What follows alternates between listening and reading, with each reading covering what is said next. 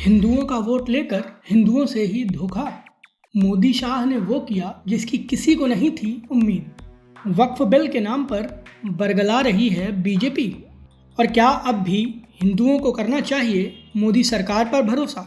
नमस्कार, ये है एनालाइज नाउ और आज हम आपको बताएंगे कि कैसे नरेंद्र मोदी और अमित शाह जिन मुद्दों के नाम पर देश की सियासत में बहुसंख्यक आबादी का वोट लेते हैं, उन्हीं मुद्दों को ठंडे बस्ते में डालकर हिंदुओं के साथ सबसे बड़ा धोखा करते हैं। बीजेपी की सियासत के लिहाज से यह वीडियो काफी अहम है, इसलिए इसे पूरा देखिएगा।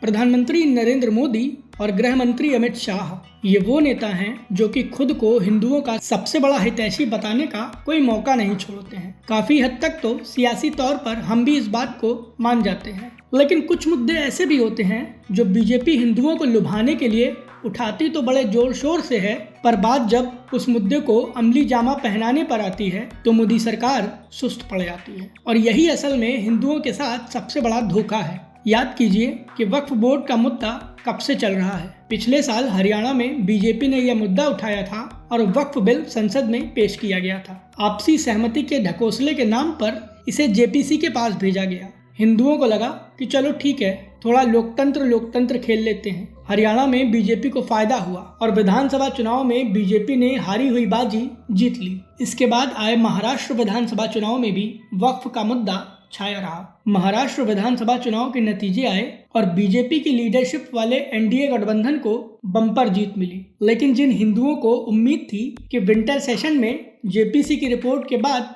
बनने वाला नया वक्फ संशोधन विधेयक संसद से पास होगा, उनकी उम्मीदें तोड़ दी गई, क्योंकि मोदी सरकार ने जेपीसी का समय बजट सत्र के लिए बढ़ा दिया। आखिरकार बजट सत्र के पहले हिस्से में जेपीसी की रिपोर्ट संसद में टेबल की गई, लेकिन फिर बजट सत्र का पहला हिस्सा ही खत्म हो गया। अब बात करंट की करते हैं। इस समय बजट सत्र का दूसरा हिस्सा चल रहा है, लेकिन वक्फ बिल अभी भी सरकार की चर्चा से गायब है। इसे मोदी सरकार की कैबिनेट ने मंजूर कर लिया है, लेकिन सूत्रों से मिली जानकारी बताती है कि यह बिल ईद के बाद यानी 1 अप्रैल के बाद संसद में लाया जाएगा।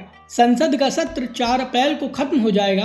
उससे ठीक पहले इस बिल को लाने की संभावनाओं के चलते सवाल खड़े हो रहे हैं कि क्या यह बिल मोदी सरकार की प्राथमिकता में ही नहीं है, जो इसे बिल्कुल संसद सत्र खत्म होने के वक्त लाया जाएगा। ऐसे में आशंका यह भी है कि कहीं एक बार फिर यह बिल टल न जाए, जिससे हिंदुओं का इंतजार मानसून सत्र यानी जुलाई अगस्त तक बढ़ जाएगा। और हाँ, एक बात और, मानसून सत्र में अगर वक्फ बिल लाया गया तो यह मानकर चलिए कि बीजेपी इसे विंटर सेशन के लिए टाल देगी, क्योंकि बिहार में साल की आखिरी तिमाही में विधानसभा चुनाव है। ऐसे में बीजेपी इस मुद्दे को बिहार की सियासी जमीन पर और हरा भरा करना चाहेगी। और इसीलिए हमारा सवाल है कि क्या वक्फ के मुद्दे पर राजनीतिक लाभ लेने के लिए बीजेपी और मोदी शाह की जोड़ी इसे ज्यादा से ज्यादा टालकर हिंदुओं के साथ क्या धोखा नहीं कर रही है? क्योंकि वक्फ का मुद्दा पहला नहीं है। नागरिकता संशोधन अधिनियम को याद कीजिए, जो पास 2019 में हुआ था, लेकिन लागू 2024 में हुआ। और यह ऐसा वक्त था जब देश में लोकसभा चुनाव का बिगुल